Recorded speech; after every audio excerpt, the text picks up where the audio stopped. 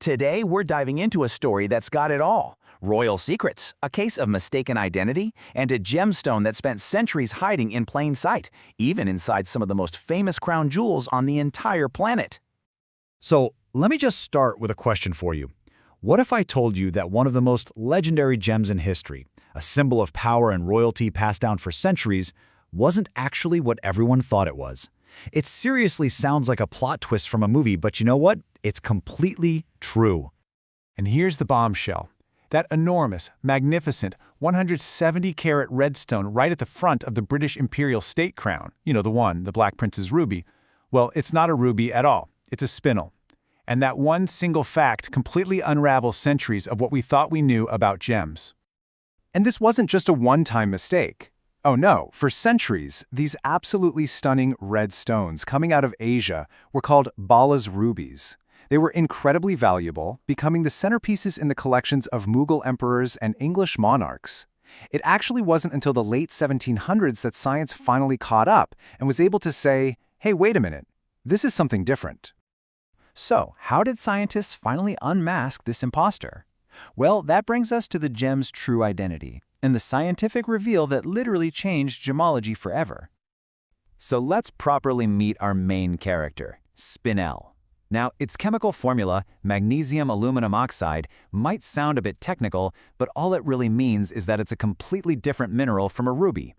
They might look alike, but their chemical DNA is totally different. Okay, so the real differences boil down to how these gems play with light. The biggest giveaway? Its optical character. You see, spinel is singly refractive. That means light passes right through it in a single ray. A ruby, on the other hand, is doubly refractive. It splits that light into two rays. For a gem expert, it's like looking at one clear-cut image versus one that's ever so slightly doubled. That right there is the definitive test that separates them. And don't you think for a second that spinel is some soft pretender. No way. It clocks in at an impressive 8 on the Mohs scale of hardness. To put that in perspective, that is incredibly tough. Just a step behind ruby at a 9, and of course the king of hardness, diamond, at 10. This toughness is exactly why it could survive for centuries in royal crowns, and why it's so perfect for jewelry you actually want to wear.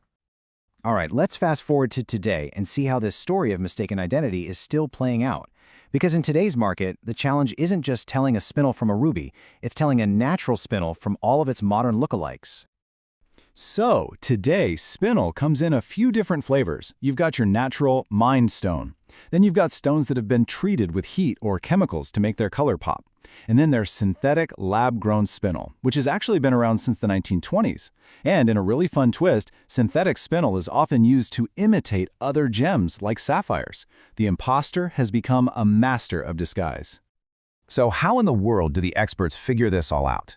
Well, it's a whole process. They start with the basics, using tools to check that single versus double refraction thing we just talked about. Then they get out the microscope and hunt for clues. Natural stones have these tiny, unique imperfections, while lab-grown ones might have microscopic gas bubbles or weirdly curved growth lines. And for the really tough cases, they bring in the heavy machinery, advanced tools that analyze exactly how the gem interacts with light, revealing its unique chemical fingerprint and exposing any secrets. And here's a little peek into that detective work. Heating a spinel to improve its color can actually jumble up its perfect crystal structure, leaving a little bit of disorder that scientists can spot. Diffusion treatments, where they force elements like cobalt into the surface to create a blue color, well, that can be spotted by analyzing the chemistry right on the surface. And that super common synthetic method, flame fusion, it almost always leaves behind tiny curved lines. Every process leaves a clue. So after all this time, after centuries of being mistaken for something else, spinel is finally stepping out of the shadows. It's being appreciated for what it truly is. Let's talk about its journey from an ancient myth to its very real modern meaning. You know, for ages, people believed spinel held these mystical powers of revitalization and protection. But today, the science tells a different, but just as compelling story. Collectors prize spinel not for any magical ability, but for its real-world virtues, its stunning beauty, its serious durability, and just how rare it is to find one with a vivid, top-tier color that's never been treated.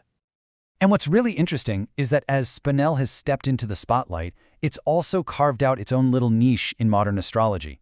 It's often recommended as an alternative to ruby for a few zodiac signs, and it's linked to promoting vitality, creativity, and emotional balance. It's kind of like the old lore is getting a second life. And its modern acceptance is now, well, it's official. In a huge move, Spinel was recently named an official birthstone for August.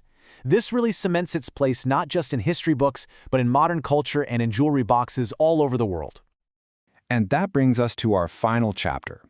Now that it's finally emerged from the shadow of the ruby, Spinel is truly becoming a star in its own right. And believe me, its future is surprisingly bright and really diverse.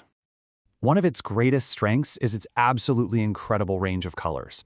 I mean, yeah, it's famous for red, but Spinel naturally comes in a whole rainbow of shades. Vibrant pinks, stunning blues, fiery oranges, even black. This versatility is a massive reason for its growing popularity. There is literally a Spinel for everyone. And here it is, the final twist in this incredible story. The Spinel mineral group isn't just for jewelry anymore. Scientists are actually researching magnetic spinels for use in high-tech stuff, from advanced electronics and data storage to medical devices. The very same mineral that graced ancient crowns could one day power our future. How cool is that? So, we just have to ask, after all those centuries as the understudy, the imposter, the lookalike hiding in the shadows of kings and queens, is Spinel finally ready for its starring role? Honestly, based on its history, its beauty, and its frankly surprising future, I'd say the spotlight is long overdue. Thanks for joining us for this explainer.